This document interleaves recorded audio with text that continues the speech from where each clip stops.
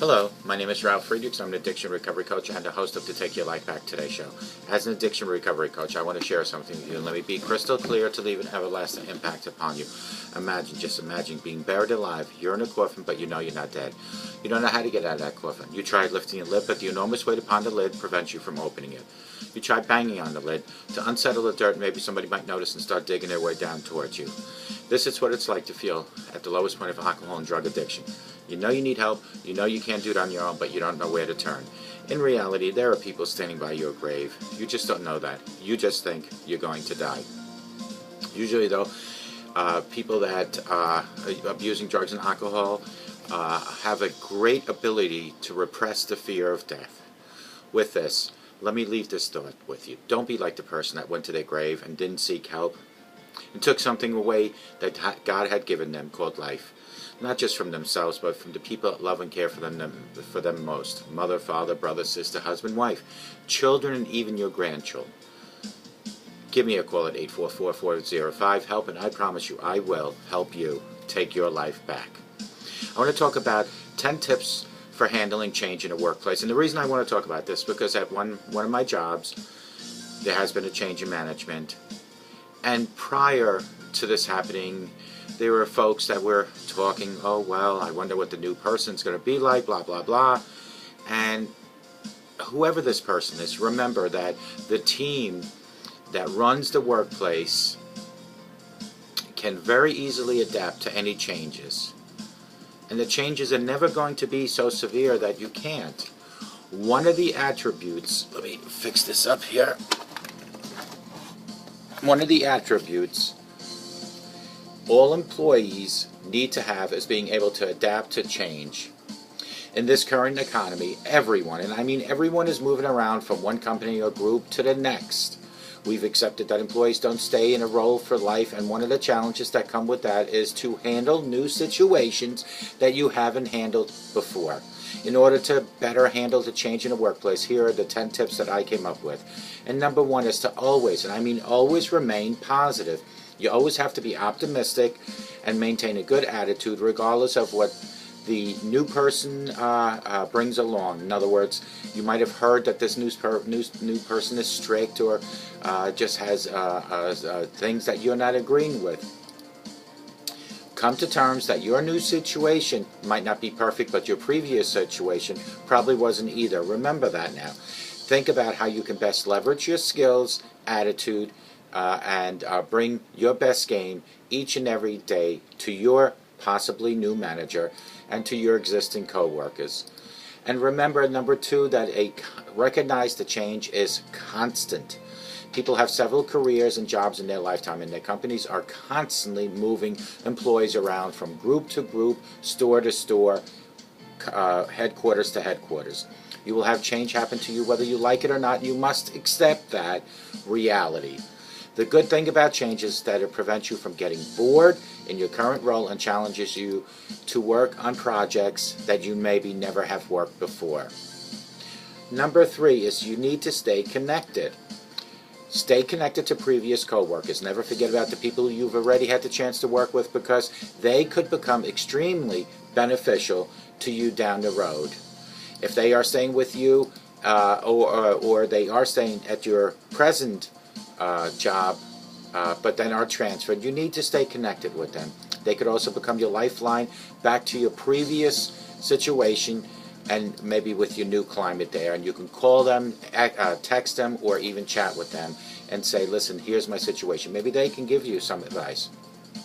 Number four is communicate with others to learn your new role.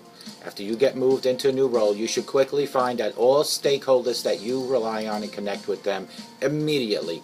Find those who have already been in your role and get them to teach you everything that they know to make your new role so much easier. Become good at asking questions, because the more you know, the better equipped you will be in this new role and easier life will be. If you wait too long to reach out to them, your performance will start lacking, and people, I promise you, will start noticing. Number five, be optimistic. Even though you might not be currently happy, regardless if you like your new role or not, you need to make the best of it. Who knows what a year from now your new role looks like? Think about the tasks you like in your current role and how to best strengthen your abilities and increase your performance. Number 6 is self-reflect, and I mean self-reflect constantly. Take some time to relax and think about how you've already accomplished all the new things that were asked of you and what your new goals have been met right now. Think about what skills you need to acquire to adapt to this new role. You need to meet and assess your entire situation daily.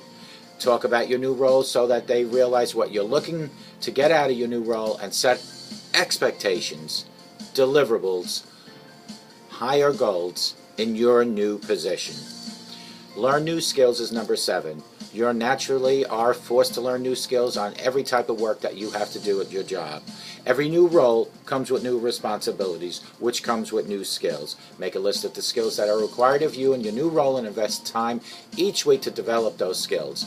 For each skill, give yourself a deadline to master so that you can become quickly an expert and increase your value. One skill many employees today are learning is how to improve processes and build businesses application using QuickBase. If manual processes are slowing you down, go and Google QuickBase and get it to speed things up. Number 8, over-communicate. Whether you're working from an office or working from a remote office, you should constantly be in touch with your new colleagues. They need to know that you are responsible, that you're getting the work done right now, today. When you're emailing them or meeting them somewhere, make sure you clarify what you say and do exactly what you say and follow through constantly. Number 9 is ask as many questions as possible. You can never ask too many questions. People always say, I have a dumb question. There's no such thing as a dumb question. There are no bad questions unless you are asking something that has already been asked and answered. Come up with a list of questions and you will receive the answers. Write them down.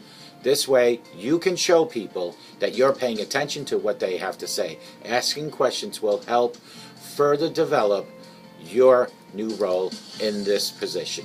Number 10, look for ways to help others cope with the change. One of the best ways to deal with your new position is to help others get situated while you're trying to get a situate yourself. Remember, by doing this, you will feel more comfortable because you realize that what others are going through, and you know how to deal with that. Also, try to constantly re-educate yourself with other items that are outside the scope of your job. Re-educate yourself on today's political arena and geographic areas in the country so that when you're helping in that shipping department, you know exactly where Bismarck, North Dakota is, where Naples, Florida is. Educate yourself. Adapt to the new role. If you have a new manager, give that manager a chance to show that they are looking at not only for the company's interest, but for your interests as well. And may you all have a great day, and God bless you.